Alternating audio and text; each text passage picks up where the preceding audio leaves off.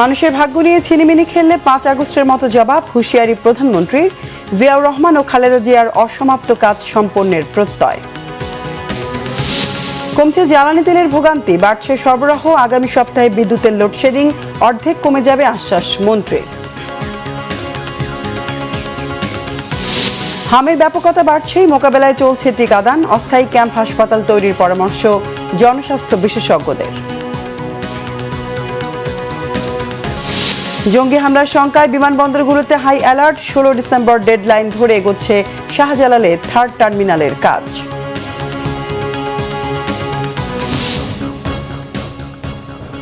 দেখছিলেন crown cement সংবাদ শিরোনাম, বিস্তারিত সংবাদ এবার। প্রধানমন্ত্রী তারেক রহমান বলেছেন, দেশের মানুষের ভাগ্য নিয়ে কেউ ছিনিমিনি খেলতে চাইলে 5 আগস্টের মতো জবাব দেবে জনগণ। তিনি অভিযোগ করেন, গণভোটের রায়কে ভিন্ন খাতে নিয়ে জনগণকে বিভ্রান্ত করতে চাচ্ছে কোনো রাজনৈতিক দল। উন্নয়নের স্বার্থে জনগণ সব ষড়যন্ত্র প্রতিহত করবে বলেও জানান প্রধানমন্ত্রী। রিপোর্ট করছেন সিকান্দার রেমান, ভিডিও ধারণ করেছেন কেজেড সোহেল, সাথে ছিলেন যশোর প্রতিনিধি রাজেক জাহাঙ্গীর। বাবার কাটা খাল পুনর্খননের সূচনা করলেন প্রধানমন্ত্রী তারেক রহমান। 1976 সালের 1 নভেম্বর যশোর জেলার শার্শা উপজেলার উলসি থেকেই খাল খনন কর্মসূচির সূচনা করেছিলেন জিয়াউর রহমান। এবার সেই খাল খনন কার্যক্রমের উদ্বোধন করলেন তারেক রহমান। উলসি থেকে যদুনাথপুর পর্যন্ত প্রায় 4 কিলোমিটার দীর্ঘ খাল স্বেচ্ছাশ্রমে খনন করেছিলেন জিয়াউর রহমান, যা জিয়া খাল নামেও পরিচিত। প্রধানমন্ত্রী তারেক রহমান বলেন, 4 কিলোমিটার খাল পুনর্খননের মাধ্যমে 1400 টন বেশি খাদ্যশস্য উৎপাদন হবে, 72,000 মানুষের উপকার হবে, 3,000 বৃক্ষরোপণ করা হবে। সবাই মিলে চেষ্টা করলে ভালো থাকা সম্ভব হবে বলেও জানান প্রধানমন্ত্রী। 20 কোটি মানুষের 40 কোটি হাত আজকে দেশের মানুষের ভাগ্য পরিবর্তনের কাজে আজকে লাগাতে হবে। তাহলে এই দেশের মানুষের ভাগ্যের পরিবর্তন হবে, এই দেশের ভাগ্যের পরিবর্তন হবে। প্রিয় ভাই বোনেরা, আমাদের চোখের সামনে দিয়ে গত 50 বছর পৃথিবীর অনেক দেশ তাদের ভাগ্যের পরিবর্তন করেছে। আমাদের চোখের সামনে দিয়ে পৃথিবীর অনেক দেশের মানুষের ভাগ্যের পরিবর্তন হয়েছে। যেই সিঙ্গাপুরকে নিয়ে আমরা মাঝে মাঝে গল্প করি, সেই সিঙ্গাপুরের অবস্থা 1971 সালে আমাদের থেকেও খারাপ ছিল। আজ 50 বছরে তারা কোথায় চলে গিয়েছে? তারা যদি পারে, আমরা কেন পারবো না? ইনশাল্লাহ আমরাও পারবো, এই দেশের মানুষ পারবে। সরকার প্রধান বলেন, সংসদ ভবনের দক্ষিণ প্লাজায় যে জুলাই সনদে স্বাক্ষর করেছে বিএনপি, তা অক্ষরে অক্ষরে পালন করা হবে। তিনি অভিযোগ করেন, গণভোটের রায়কে ভিন্ন খাতে নিয়ে জনগণকে বিভ্রান্ত করতে চাচ্ছে কোনো রাজনৈতিক দল। যারা গণভোটের রায়কে ভিন্ন খাতে প্রবাহিত করতে চায়, যারা জুলাই সনদের অর্থ ভিন্নভাবে তাদের নিজেদের রাজনৈতিক স্বার্থ হাসিলের জন্য উপস্থাপন করতে চায়, এরা বিশৃঙ্খলা সৃষ্টি করতে চায়। আজকে যদি আমাদের শপথে, আমাদের কর্মসূচি বাস্তবায়নে আমরা অঙ্গীকারবদ্ধ থাকি, দৃঢ় থাকি, তাহলে বাংলাদেশের মানুষের ভাগ্য নিয়ে কেউ ছিনিমিনি খেলতে পারবে না। বাংলাদেশের মানুষের ভাগ্য নিয়ে কেউ যদি ছিনিমিনি খেলতে চায়, ইনশাল্লাহ 5 তারিখে যেভাবে বাংলাদেশের মানুষ জবাব দিয়েছে, ভবিষ্যতেও বাংলাদেশের মানুষ ইনশাল্লাহ সেভাবেই জবাব দেবে। শার্শায় উলসি খাল পুনর্খনন কাজ উদ্বোধনের পর হরিণাবিলে 500 শয্যার যশোর মেডিকেল কলেজ হাসপাতালের ভিত্তিপ্রস্তর ফলক উন্মোচন করেন প্রধানমন্ত্রী।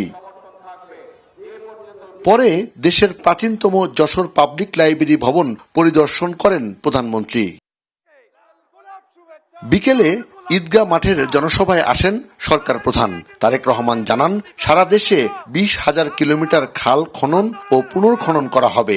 মেয়েদের ডিগ্রি পর্যন্ত বিনামূল্যে শিক্ষা চালু ও উপবৃত্তি দেয়া হবে।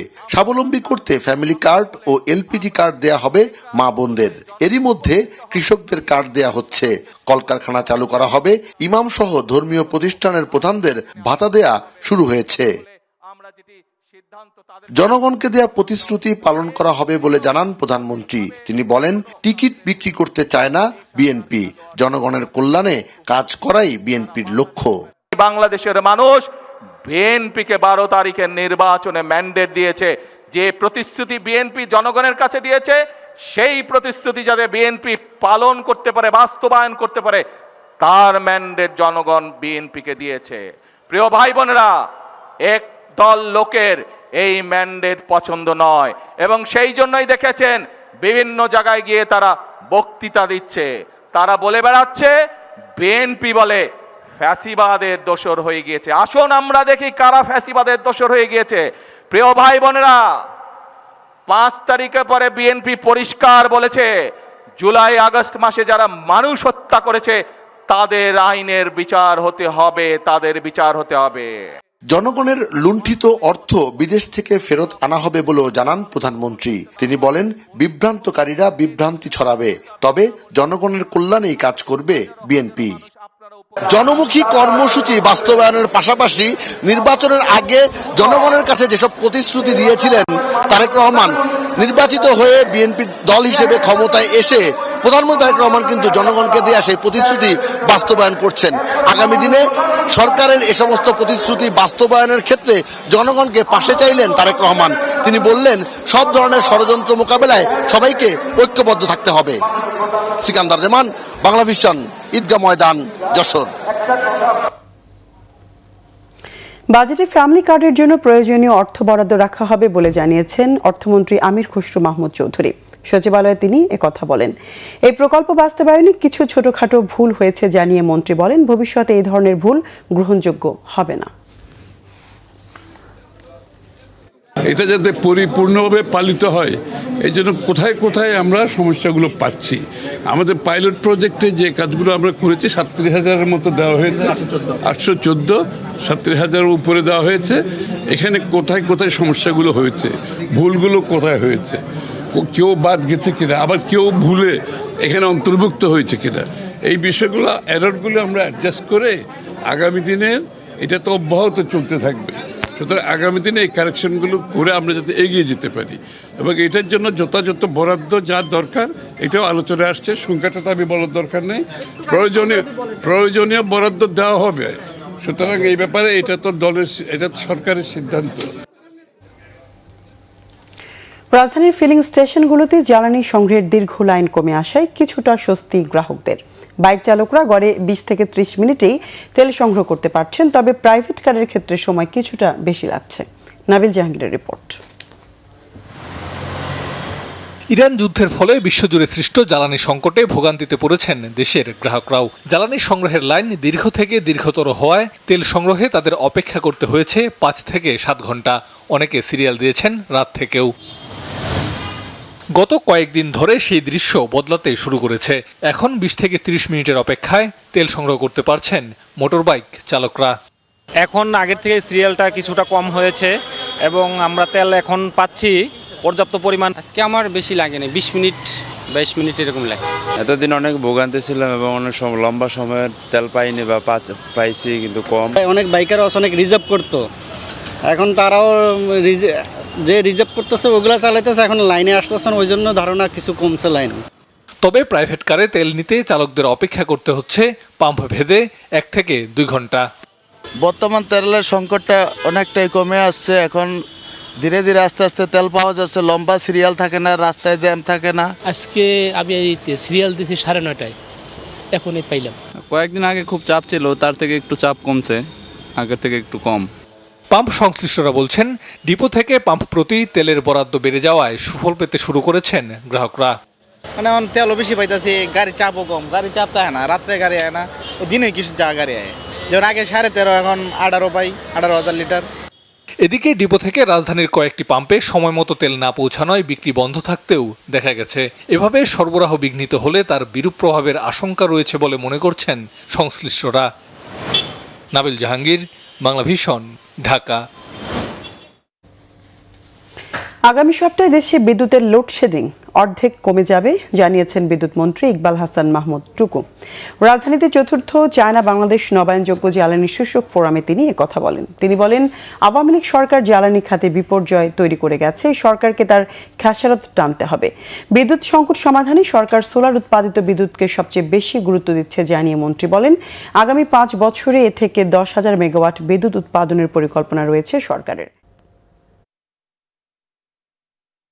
আশা করি যে আগামী সপ্তাহের মধ্যে বিদ্যুতের অবস্থা কিছুটা ইমপ্রুভ করবেন। কিছু কিছু প্রাইভেট পাওয়ার জেনারেটর যারা আছে তারা আপনার পাওয়ার দেওয়া শুরু করবে, তাতে আশা করি যে আমার এখন তো প্রায় 1200 বা 1500 মেগাওয়াট আমাকে লোডশেডিং দিতে হচ্ছে, তখন আমি হয়তো 800-900-র মধ্যে নিয়ে আসতে পারবো। লোডশেডিং থাকবে, বাট মানে আপনার একটু আরাম হবে।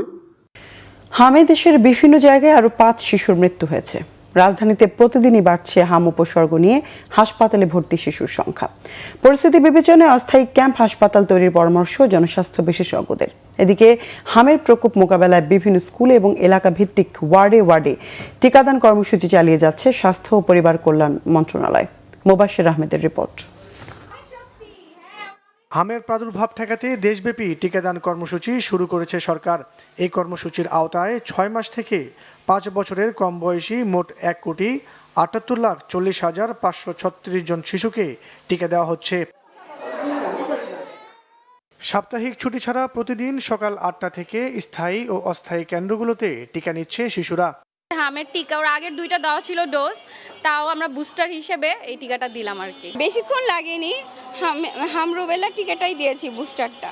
এই বাচ্চার জন্য এটা ফার্স্ট, আর বড় বাচ্চা তো হাম রুবেলা তো দেওয়াই হয়েছে, এখন এটা আবার দিলাম। রেগুলার টিকাদান কর্মসূচি প্রতিদিন হয়। এখানে আমাদের টার্গেট ছিল বাচ্চাদের 2645 জন, কিন্তু আমরা দিয়েছি 3665 জনকে। আমাদের টার্গেটের বেশি হয়েছে বাচ্চা। এদিকে হাম উপসর্গ নিয়ে প্রতিদিনই হাসপাতালে ভর্তি করা হচ্ছে শিশুদের।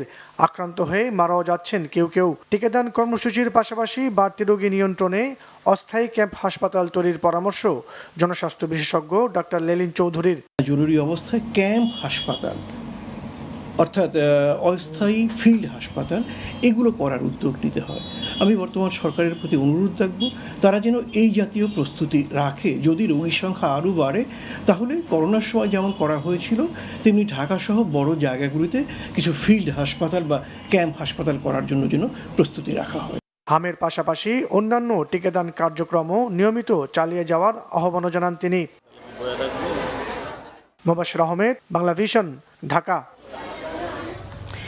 শাহজালাল আন্তর্জাতিক বিমানবন্দরের 3rd টার্মিনাল 16 ডিসেম্বর উদ্বোধনের ডেডলাইন ধরে জোরালো প্রস্তুতি চলছে বলে জানিয়েছেন civil aviation chairman air vice marshal Mostafa Mahmud Siddique. এই টার্মিনালের গ্রাউন্ড হ্যান্ডলিং পরিচালনায় বিমানের সঙ্গে জাপানের পছন্দমতো বিদেশি প্রতিষ্ঠানকে যুক্ত করা হচ্ছে। এদিকে গুরুত্বপূর্ণ স্থাপনায় জঙ্গি হামলার শঙ্কায় সব বিমানবন্দরে উচ্চমাত্রার সতর্কতা জারির তথ্য দেন তিনি। জিয়াউল হক সবুজের রিপোর্ট। নির্মাণ কাজ শতভাগ শেষ হওয়ার আগেই 2023 সালের অক্টোবরে তড়িঘড়ি শাহজালাল বিমানবন্দরের 3য় টার্মিনাল উদ্বোধন করেন পলাতক প্রধানমন্ত্রী শেখ হাসিনা। এই ঘটনার 2.5 বছর পরও চালু হয়নি 3rd টার্মিনাল। জাপানি কনসোর্টিয়ামের সঙ্গে চুক্তি না হয় এখনও আটকে আছে প্রায় 22,000 কোটি টাকার মেগা প্রকল্প। তবে এ বিষয়ে চুক্তির খুব কাছেই রয়েছেন বলে জানান সিভিল এভিয়েশন চেয়ারম্যান। নেগোসিয়েশনটা এখনো শেষ হয়নি। কিছু কিছু ব্যাপার আমরা বেশ কাছাকাছি চলে আসছে, বাট কিছু কিছু ব্যাপার আমাদের এখন একটু চ্যালেঞ্জ আছে। ধারণা করতে পারেন যে চুক্তি হওয়ার পর 6 মান্থ টু 1 ইয়ারের ভিতরে মোটামুটি আমি আশা করবো যে আমি ফুল ফ্লেজড অপারেশন যেতে পারবো হয়তো। এভিয়েশন খাতের সাংবাদিকদের সংগঠন এটিজেবির সদস্যদের সাথে মতবিনিময়ে চেয়ারম্যান জানান 3rd টার্মিনাল পুরোদমে চালু হওয়ার আগেই আগামী বছরের জুনেই পরিশোধ করতে হবে প্রথম কিস্তির প্রায় 1000 কোটি টাকা। সেই সঙ্গে জাপানি কনসোর্টিয়ামের শর্ত মেনে বিমানের পাশাপাশি বিদেশি প্রতিষ্ঠানও পাবে গ্রাউন্ড হ্যান্ডলিংয়ের দায়িত্ব। ইন অ্যাডিশন টু বিমান যদি দরকার হয় আরেকজন গ্রাউন্ড হ্যান্ডলার আসবে, বাট সেই পজিশন থেকে আমরা এখন একটু অন্য পজিশনে এসেছি। মিনিং টু সে দ্যাট প্রথম দিন থেকে বিমানের সাথে একজন গ্রাউন্ড হ্যান্ডলার বিমানের সাথে একজন থাকবেন, এইটা আর কি। Meaning to say that more competitive, more lucrative, more passenger facilitation, সেগুলো চিন্তা করে সেই লাইনে আমরা আগাচ্ছি। জঙ্গি হামলার শঙ্কায় গুরুত্বপূর্ণ স্থাপনার অংশ হিসেবে দেশের সকল বিমানবন্দরেও উচ্চমাত্রার সতর্কতা জারির তথ্য দেন তিনি। পুলিশ সদর দপ্তর থেকে সেটা করেছে, আমি সেটা বলবো না, বাট ওইটা পাওয়ার পর অ্যান্ড সাবসিকুয়েন্টলি আমরা যেটা করেছি আমাদের যেহেতু এটা একটা কেপিআই, যতগুলো এয়ারপোর্ট আছে 8টা, অল 8টা এয়ারপোর্টে আমরা বলেছি যে প্রত্যেক এয়ারপোর্ট ম্যানেজার অথবা এক্সিকিউটিভ ডাইরেক্টর যারা আছে, ডাইরেক্টর যারা আছে, ওনাদের বলা হয়েছে যে আপনাদের সিকিউরিটির মেকানিজমটা আছে সেটা একটু স্ট্রেনথেন করেন। 3rd টার্মিনালের কাজের মান ও খরচ বেশি হওয়া নিয়ে বড় কোনো প্রশ্ন নেই বলে দাবি করেন সিভিল এভিয়েশনের কর্মকর্তারা। জিয়াউল হক সবুজ, বাংলা ভিশন, ঢাকা। স্বরাষ্ট্রমন্ত্রী সালাউদ্দিন আহমেদ বলেছেন, মাদক ও অনলাইন জুয়ার বিরুদ্ধে জিরো টলারেন্স ঘোষণা করেছে সরকার। সংসদে ৭১ বিধিতে জাতীয় জনগুরুত্বপূর্ণ বিষয়ে জয়নুল আবেদিন ফারুকের এক নোটিশের ওপর দেয়া বিবৃতিতে তিনি কথা বলেন। মন্ত্রী বলেন, অবৈধ সীসা লাউঞ্জগুলো নাম ঠিকানা পরিবর্তন করে পুনরায় যেন কার্যক্রম চালাতে না পারে সেজন্য কঠোর আইনি তৎপরতা অব্যাহত রাখা হয়েছে। এদিকে আরেক নোটিশের জবাবে দুর্যোগ ব্যবস্থাপনা ও ত্রাণ মন্ত্রী আসাদুল হাবিব জানান, হাওর সহ দেশের বিভিন্ন অঞ্চলে বজ্রপাতের কারণে প্রাণহানি কমাতে কৃষক ও জেলেদের সুরক্ষায় একাধিক উদ্যোগ জোরদার করেছে সরকার। সুনামগঞ্জ ১ আসনের সংসদ সদস্য কামরুজ্জামান কামরুলের নোটিশের জবাবে তিনি জানান, সচেতনতা বাড়ানো, সাইরেন স্থাপন, তালগাছ রোপণ এবং বজ্র নিরোধক টাওয়ার বসানোর মাধ্যমে ঝুঁকি কমানোর পরিকল্পনা নেওয়া হয়েছে। পরে রাষ্ট্রপতির ভাষণের উপর ধন্যবাদ প্রস্তাবের আলোচনায় অংশ নেন সংসদ সদস্যরা। আমি ছোটবেলায় অঙ্কে সবসময় লেটার, এটাকে অবশ্যই পরিবর্তন করা যায়। আমরা প্রয়োজনীয় ব্যবস্থা গ্রহণ করার বর্তমান গণতান্ত্রিক সরকার মাদককে জাতীয় সমস্যা হিসেবে চিহ্নিত করে নির্বাচনী ইশতেহারে স্পষ্ট প্রতিশ্রুতি দিয়েছে। আমরা আমাদের নির্বাচনী ইশতেহার অনুযায়ী, জাতির কাছে প্রদত্ত প্রতিশ্রুতি অনুযায়ী এদেশে জুয়া, অনলাইন জুয়া এবং মাদকের বিরুদ্ধে জিরো টলারেন্স ঘোষণা করেছে। আগামী ৩০ এপ্রিলের পরে এই মহান সংসদের সেশন শেষ হওয়ার পরে আমরা সমন্বিতভাবে এ বিষয়ে সারা দেশে একটি সুসমন্বিত অভিযান পরিচালনা করব। মাননীয় স্পিকার, এই দেশের যুব সমাজকে রক্ষা করার জন্য এর কোনো বিকল্প নয়। মাননীয় স্পিকার, আপনাকে ধন্যবাদ। সংরক্ষিত নারী আসনে নির্বাচনে এনসিপির প্রার্থী মনিরা শারমিনের মনোনয়নপত্র আপিলও বাতিল করেছে নির্বাচন কমিশন। এছাড়া বিএনপি মনোনীত প্রার্থী জিবা আমিনা খানের মনোনয়নের বৈধতার বিরুদ্ধে করা আপিল খারিজ করে দেয়ায় তার মনোনয়ন বৈধ থাকছে। আগারগাঁও নির্বাচন ভবনে রিটার্নিং কর্মকর্তার সিদ্ধান্তের বিরুদ্ধে করা আপিলের শুনানি গ্রহণ করে প্রধান নির্বাচন কমিশনারের নেতৃত্বে ৫ নির্বাচন কমিশনার নিয়ে গঠিত আপিল কর্তৃপক্ষ জিবা আমিনার বিরুদ্ধে দ্বৈত নাগরিকত্ব, হলফনামায় সম্পদের তথ্য গোপন এবং একাধিক ফৌজদারি ও দেওয়ানি মামলায় অভিযোগ করা হয়। শুনানিতে জিবা আমিনা খানের বিরুদ্ধে করা আপিলের অভিযোগকারী প্রার্থী না হওয়ায় আবেদন খারিজ করে দেয় কমিশন। আর সরকারি চাকরি থেকে পদত্যাগের পর ৩ বছর পার না হওয়ায় মনিরা শারমিনের মনোনয়নপত্র বাতিল করে দেয়া রিটার্নিং কর্মকর্তার সিদ্ধান্ত বহাল রাখে আপিল কর্তৃপক্ষ।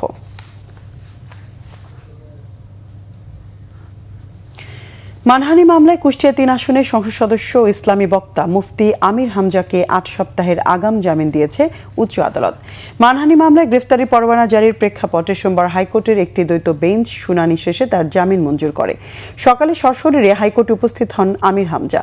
বিদ্যুৎ, জ্বালানি ও খনিজ সম্পদ মন্ত্রী ইকবাল হাসান মাহমুদ টুকুকে নিয়ে মানহানির মন্তব্য করার অভিযোগে দায়ের করা মামলায় ২১ এপ্রিল আমির হামজার বিরুদ্ধে গ্রেফতারি পরোয়ানা জারি করে আদালত। গত ২ এপ্রিল মুফতি আমির হামজার বিরুদ্ধে মানহানির মামলা করেন অ্যাডভোকেট হুমায়ুন কবির কর্নেল। ওই দিনই আদালত আমির হামজার বিরুদ্ধে সমন জারি করে।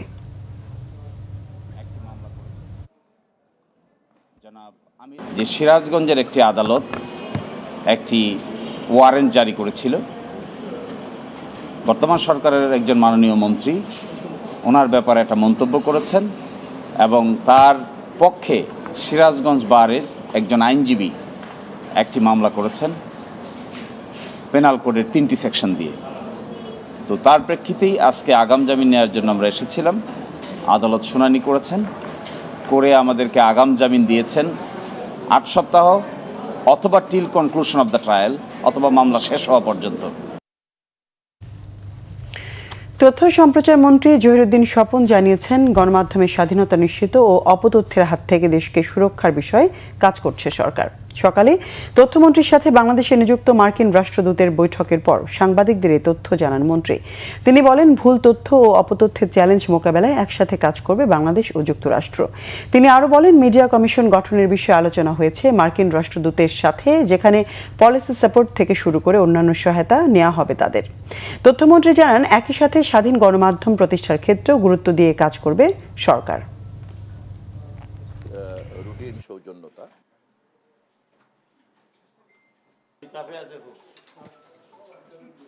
আমরা এখন একটা চ্যালেঞ্জ মিডিয়া সিচুয়েশনের মধ্যে আছে সারা পৃথিবী, এবং মার্কিন যুক্তরাষ্ট্রের মতো এরকম একটা প্রযুক্তিগতভাবে উন্নত একটা দেশ, এই নতুন ইকোসিস্টেমকে তারা কিভাবে ম্যানেজ করে এ ব্যাপারে আমরা পারস্পরিকভাবে আমাদের কিভাবে সহযোগিতা বিনিময় করতে পারি এটাই ছিল মূলত আলোচনার বিষয়। তারা বেশ আন্তরিকতার সঙ্গে আগ্রহ প্রকাশ করেছেন মার্কিন যুক্তরাষ্ট্রের ফেডারেল কমিশন ফর মিডিয়া কীভাবে কাজ করে এবং আমাদেরকে তারা এখানে একটা মিডিয়া কমিশন গঠন করার যে প্রতিশ্রুতি আমাদের সরকার ঘোষণা করেছি আমরা সেই কাজটা এগিয়ে নেওয়ার ক্ষেত্রে তারা আমাদেরকে নৈতিক সহযোগিতা করবেন। আইন করে মিথ্যা প্রোপাগান্ডা কিংবা অসত্য ন্যারেটিভ বন্ধ করা যাবে না বলে মনে করেন বিশিষ্টজনেরা। আইন করে বন্ধ করতে গেলে বাক স্বাধীনতায় হস্তক্ষেপ হবে বলে উল্লেখ করেন তারা। রাজধানীর একটি হোটেলে আয়োজিত ফলস ন্যারেটিভ নিয়ে আয়োজিত সেমিনারে এসব কথা বলেন বক্তারা। বলেন মিথ্যা ন্যারেটিভকে সত্য দিয়ে মোকাবেলা করতে হবে, এজন্য সবাইকে এগিয়ে আসার আহ্বান জানান বিশিষ্টজনরা। মিথ্যা ন্যারেটিভ এবং প্রোপাগান্ডা উদ্বেগজনক পর্যায়ে পৌঁছেছে বলে মনে করেন তারা। এগুলো শুধু সরকারের বিরুদ্ধে নয়, জাতীয় নিরাপত্তার জন্য হুমকি তৈরি করছে বলেও মনে করেন তারা। মিথ্যা তথ্যকে মোকাবেলা করতে সঠিক তথ্য সময় মতো প্রকাশ করার উপর জোর দেন তারা। এজন্য গোয়েন্দা বিভাগকে আগাম ব্যবস্থা নেওয়ার পরামর্শ দেন বক্তারা। মিথ্যা প্রোপাগান্ডার বিরুদ্ধে জাতীয় ঐক্য ও সংহতি গড়ে তোলার কথাও বলেন আয়োজকরা। ঢাকা বিশ্ববিদ্যালয়ের সাবেক উপাচার্য ডক্টর আনারুল্লাহ চৌধুরীর সভাপতিত্বে সেমিনারে বিশ্ববিদ্যালয়ের মঞ্জুরি কমিশন, ইউজিসির চেয়ারম্যান অধ্যাপক মামুন আহমেদ সহ অন্যান্যরা বক্তব্য দেন। সমাধিতে পুষ্পস্তবক অর্পণ ও দোয়ার মধ্য দিয়ে অবিভক্ত বাংলার প্রধানমন্ত্রী, অবিসংবাদিত নেতা শেরে বাংলা একে ফজলুল হককে স্মরণ করল বিএনপি সহ বিভিন্ন রাজনৈতিক দল ও সামাজিক সাংস্কৃতিক সংগঠন। মহান এই নেতার 64তম মৃত্যুবার্ষিকীতে সোমবার সকালে বিএনপির পক্ষ থেকে শ্রদ্ধা নিবেদন করেন বিএনপির দুই সিনিয়র নেতা নজরুল ইসলাম খান ও রুহুল কবির রিজভী। এ সময় প্রধানমন্ত্রী উপদেষ্টা বিএনপির স্থায়ী কমিটির সদস্য নজরুল ইসলাম খান বলেন, মহান এই নেতার অবদান আরও বেশি আলোচনা করতে হবে, তার স্মৃতিচিহ্নও রক্ষা করা হবে। শেরে বাংলা একে ফজলুল হকের পরিবারের পক্ষ থেকেও ফুল দিয়ে শ্রদ্ধা নিবেদন করা হয়। আত্মার মাগফিরাত কামনা করে দোয়া করা হয়। এছাড়া বিভিন্ন সামাজিক ও সাংস্কৃতিক সংগঠন একে ফজলুল হকের সমাধিতে শ্রদ্ধা নিবেদন করেন।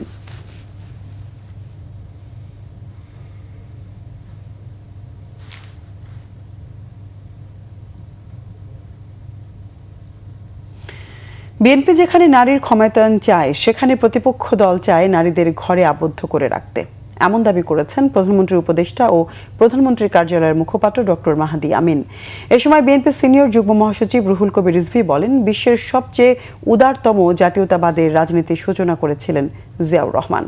বিকেলে ঢাকা বিশ্ববিদ্যালয়ের ছাত্র শিক্ষক কেন্দ্রে বাংলাদেশের জাতীয়তাবাদ আত্মপরিচয়ের উত্তরাধিকার শীর্ষক আলোচনা সভায় সব মন্তব্য করেন তারা। সভায় বক্তারা সাবেক রাষ্ট্রপতি জিয়াউর রহমানের রাজনৈতিক উত্থানের নানা দিক তুলে ধরেন। এ সময় প্রধানমন্ত্রী কার্যালয়ের মুখপাত্র মাহাদি আমিন বলেন, ছাত্রদল নিজ পরিচয়ে রাজনীতি করলেও বিপরীত পক্ষের রাজনৈতিক পরিচয় এখনও অজানা।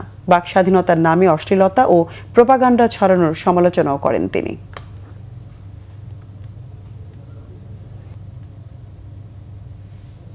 আজকের বাংলাদেশের সংস্কারে যা কিছু আলোচিত বিষয় তার প্রায় প্রতিটা সংস্কারে কিন্তু শুরু হয়েছিল শহীদ প্রেসিডেন্ট জিয়াউর রহমানের হাত ধরে আলোচিত যে 19 দফা, তারপর ভিশন 2030, তারপর 27 দফা, তারপর 31 দফা, তার উপর ভিত্তি করে অনেকে দেখি প্রায় বলেন বিএনপি দ্বিকক্ষ বিশিষ্ট সংসদের বিষয়ে কি সিদ্ধান্ত নিচ্ছে। এই ইতিহাস হয়তো তারা জানে না, সবার আগে দ্বিকক্ষ বিশিষ্ট সংসদের কথা 2016 সালের ভিশন 2030-তে বিএনপি বলেছিল।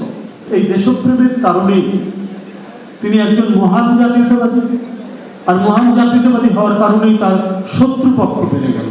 কারণ দেখা যাচ্ছে যে তার আগের যে সময়কাল রেজিম যেটাই বলি, তখন যারা ক্ষমতায় ছিলেন তারা যা যা করতে চেয়েছেন তিনি সেগুলোর বিপরীত করেছেন।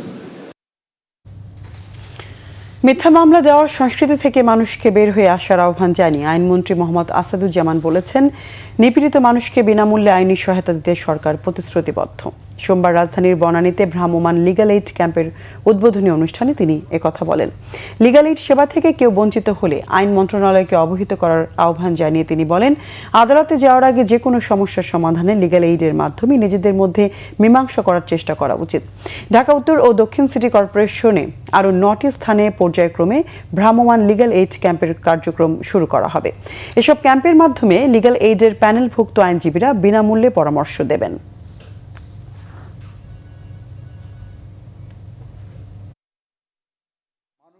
প্রাত্যহিক জীবনের নিয়ে এসেছি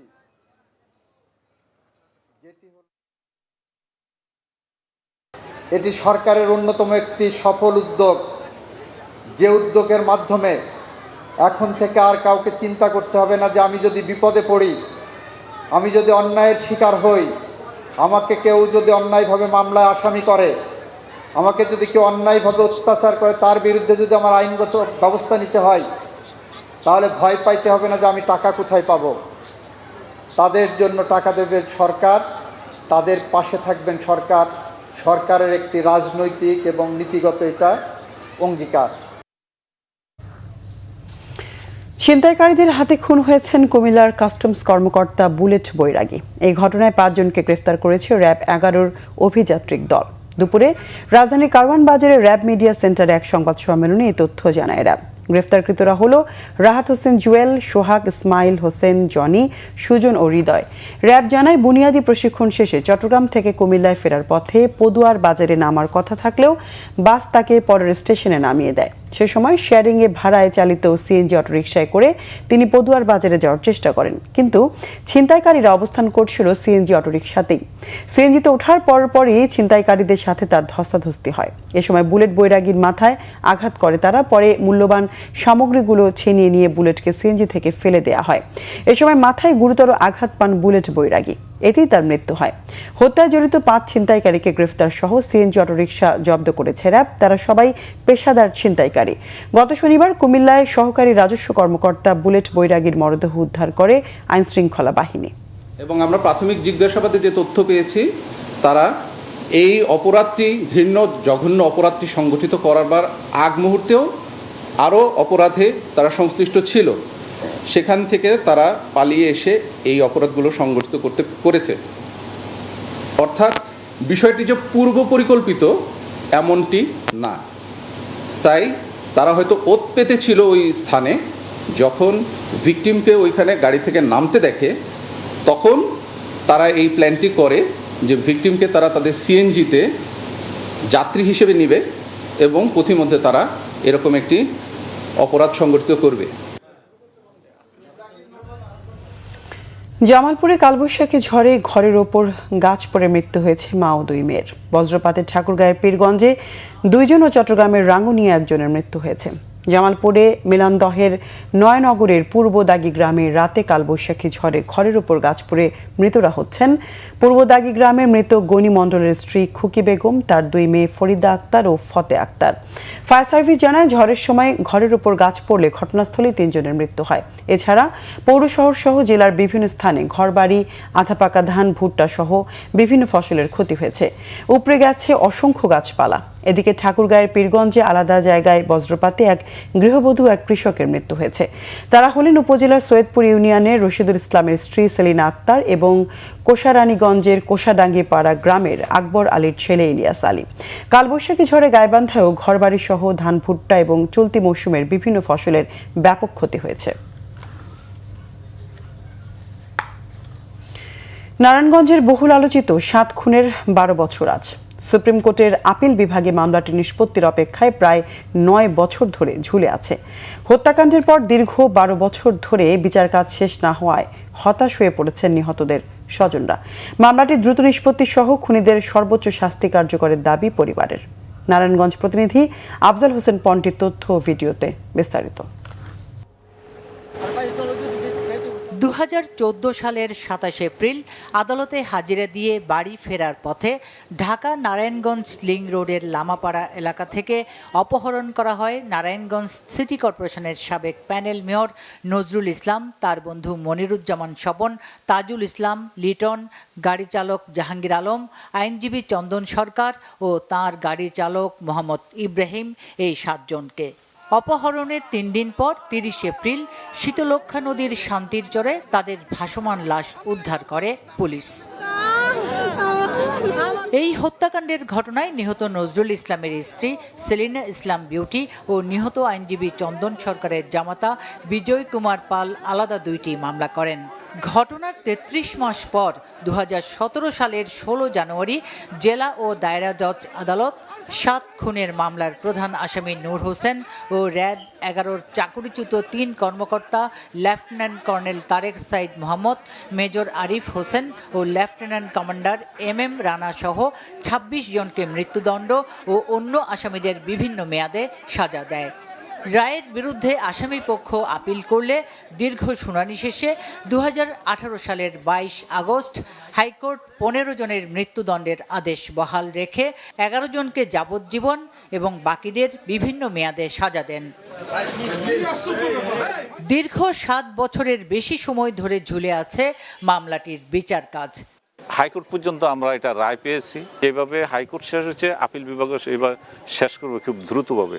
কিন্তু প্রতি বছরই আমাদেরকে আশ্বাস দিচ্ছে খুব দ্রুত হচ্ছে, কিন্তু এইভাবে করতে করতে আজ 12 বছর শেষ। তারা চাইলে এই হত্যাকাণ্ডের বিচারটা খুব দ্রুতই বাস্তবায়ন করতে পারে, এই হত্যাকাণ্ডের বিচারটা দ্রুত রায়টা কার্যকর করতে পারে, যেই রায়টা হাইকোর্ট থেকে আমরা পেয়েছিলাম। নিহতদের স্বজনরা আর আইনজীবী আশা করছেন আপিল বিভাগে মামলাটি দ্রুত নিষ্পত্তি সহ রায় কার্যকর হবে। প্রধানমন্ত্রী আছেন যে তারেক রহমান, উনি যাতে আমাদের একটাই দাবি ওনার মার ওয়াদাটা রাখে, আর যে 7 জনরে ধ্বংস করছে, 7টা পরিবার ধ্বংস করছে, যাতে উনি আমাদের প্রতি একটু দৃষ্টি দেয়, আমাদের এই রায়টার প্রতি যাতে উনি দৃষ্টি দেয় এবং মামলাটার প্রতি। আমরা কিন্তু সুবিচার ইনশাল্লাহ পেয়েছি। এখন বাস্তবায়নটা হলো আমাদের প্রত্যাশা, নিহতর পরিবারদের প্রত্যাশা। সারা বাংলাদেশের মানুষ চায় যে এই হত্যাকাণ্ডটার দ্রুত একটা রায় কার্যকর হোক। মামলাটি উচ্চ আদালতে দ্রুত নিষ্পত্তির পাশাপাশি খুনিদের রায় কার্যকর হলে নারায়ণগঞ্জ কলঙ্কমুক্ত হবে, এমনটাই মনে করেন সুশীল সমাজ ও স্থানীয়রা। Bangla vision news desk. Iran যুক্তরাষ্ট্র শান্তি আলোচনার প্রেক্ষাপট ও ভবিষ্যৎ নিয়ে রুশ প্রেসিডেন্ট ভ্লাদিমির পুতিনের সাথে আলোচনা করতে রাশিয়া পৌঁছেছেন ইরানের পররাষ্ট্রমন্ত্রী আব্বাস আরাকচি। পাকিস্তান সফর শেষে সোমবার রাশিয়ার সেন্ট পিটার্সবার্গ শহরে পৌঁছেন তিনি। বৈঠকে রাশিয়ার পররাষ্ট্রমন্ত্রী সের্গেই ল্যাভরভও অংশ নেবেন। এর আগে তেহরান চাইলে আলোচনার জন্য যুক্তরাষ্ট্রের সাথে যোগাযোগ করতে পারে বলে জানিয়েছেন মার্কিন প্রেসিডেন্ট ডোনাল্ড ট্রাম্প। এদিকে হরমুজ প্রণালী পুনরায় চালু এবং যুদ্ধের অবসানের জন্য যুক্তরাষ্ট্রকে নতুন শর্ত দিয়েছে ইরান। পাকিস্তানের মধ্যস্থকারীদের মাধ্যমে দেয়া কি সেই শর্ত? শহীদ আরাফাতের ডেস্ক রিপোর্টে বিস্তারিত। ইরান যুক্তরাষ্ট্র যুদ্ধবিরতির মেয়াদ দ্বিতীয় দফায় বাড়লেও এখনও সংকট কাটেনি। আলোচনা পর্যালোচনার মধ্যেই উভয় পক্ষ একে অপরকে হামলা পাল্টা হামলার হুমকি অব্যাহত রেখেছে। এতেই প্রশ্ন উঠেছে, আলোচনার সমাধান না হলে আবারও কি সংঘাতে জড়াবে তেহরান ওয়াশিংটন? শান্তি চুক্তিতে একটি সমাধান খুঁজতে ইরানের প্রতিনিধিরা কখনো পাকিস্তান আবার কখনো রাশিয়া সফরে ব্যস্ত। 48 ঘন্টার মধ্যে ইরানের পররাষ্ট্রমন্ত্রী আব্বাস আরাকচির 2 বার পাকিস্তান সফরের ঘটনাও ঘটছে একটিমাত্র সমাধানের আশায়। ফোনালাপ ও সরাসরি বৈঠকে হচ্ছে না কোনো সুরাহা। এ পরিস্থিতিতে তেহরান চাইলে আলোচনার জন্য যুক্তরাষ্ট্রের সাথে যোগাযোগ করতে পারে বলে জানিয়েছেন মার্কিন প্রেসিডেন্ট ডোনাল্ড ট্রাম্প। মার্কিন প্রেসিডেন্টের মতে দরজা খোলা আছে, ইরানের প্রতিনিধিরা চাইলে সরাসরি ওয়াশিংটনে যেতে পারে অথবা ফোন কলের মাধ্যমে আলোচনা চালাতে পারে। এর মধ্যেই হরমুজ প্রণালী আবারও চালু এবং যুদ্ধ অবসানের জন্য যুক্তরাষ্ট্রকে নতুন শর্ত দিয়েছে ইরান। তবে ওই শর্তগুলোর মধ্যে পরমাণু নিয়ে আলোচনার বিষয়টি স্থগিত রেখেছে তেহরান। মার্কিন সংবাদ মাধ্যম এক্সিওসের তথ্য অনুযায়ী পরমাণু নিয়ে আপাতত আলোচনা চায় না ইরান। তবে কি শর্তে হরমুজ প্রণালী আবার চালু করবে এবং যুদ্ধ শেষ হতে পারে তার বিস্তারিত উল্লেখ করেনি মার্কিন সংবাদ মাধ্যমটি। এদিকে যুদ্ধবিরতি ভেঙে দক্ষিণ লেবাননে আবারও বোমা হামলা শুরু করেছে ইসরায়েলি বাহিনী। রবিবার হত্যা করেছে অন্তত 14 লেবানিজ নাগরিককে। আত্মরক্ষার কথা জানিয়ে পাল্টা ইসরায়েলকে লক্ষ্য করে হামলা চালাচ্ছে লেবাননের হিজবুল্লাহ বাহিনী। পরিস্থিতি অনুকূলে না আসা পর্যন্ত হামলা চালিয়ে যাওয়ার হুঁশিয়ারি দিয়েছে ইরান সমর্থিত গোষ্ঠীটি। Shahid Arafat, Bangla vision news desk.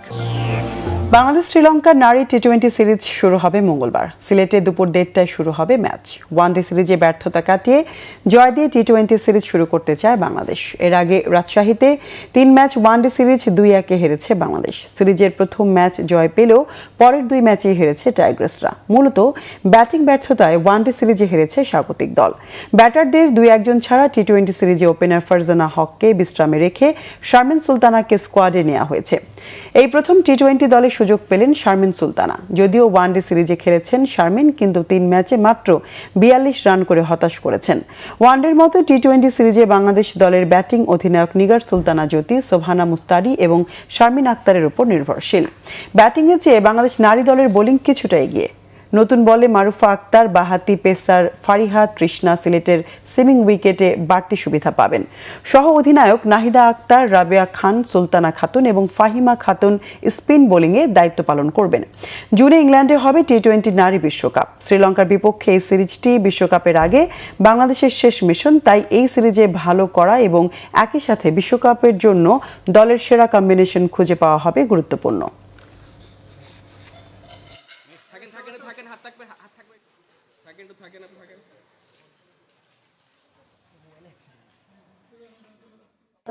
Hopefully প্রথমে তো আশা থাকবে যেন ম্যাচ মাঠে গড়ায়, কারণ আমাদের জন্য অনেক ইম্পর্টেন্ট এটা। যেহেতু হচ্ছে সামনে ওয়ার্ল্ড কাপ আসছে, সো এটার জন্য একটা বেস্ট পসিবল ওয়ে হবে আমাদের প্রিপারেশন নেওয়ার জন্য। বাট ওয়েদার কন্ডিশন আসলে নিজেদের হাতে নেই, বাট আমরা চেষ্টা করবো। আজকে আমাদের একটা প্র্যাকটিস সেশন আছে, সেটা ইনডোরে হবে, বাট স্টিল আমরা এই মাঠে এর আগেও খেলেছি। সো যদি মাঠে গড়ায় ম্যাচটা, বলবো যে এটা আমাদের জন্য অনেক বেটার হবে। সংবাদ শেষ করব ক্রাউন সিমেন্ট শিরোনামগুলো আরেকবার জানিয়ে। মানুষের ভাগ্য নিয়ে ছিনিমিনি খেললে 5 আগস্টের মতো জবাব, হুঁশিয়ারি প্রধানমন্ত্রীর। জিয়াউর রহমান ও খালেদা জিয়ার অসমাপ্ত কাজ সম্পূর্ণের প্রত্যয়। কমছে জ্বালানি তেলের ভোগান্তি, বাড়ছে সরবরাহ। আগামী সপ্তাহে বিদ্যুতের লোডশেডিং অর্ধেক কমে যাবে, আশ্বাস মন্ত্রীর। হামের ব্যাপকতা বাড়ছে, মোকাবেলায় চলছে টিকাদান। অস্থায়ী ক্যাম্প হাসপাতাল তৈরির পরামর্শ জনস্বাস্থ্য বিশেষজ্ঞদের। জঙ্গি হামলার শঙ্কায় বিমানবন্দরগুলোতে হাই অ্যালার্ট। 16 ডিসেম্বর ডেডলাইন ধরে এগোচ্ছে শাহজালালে 3rd টার্মিনালের কাজ।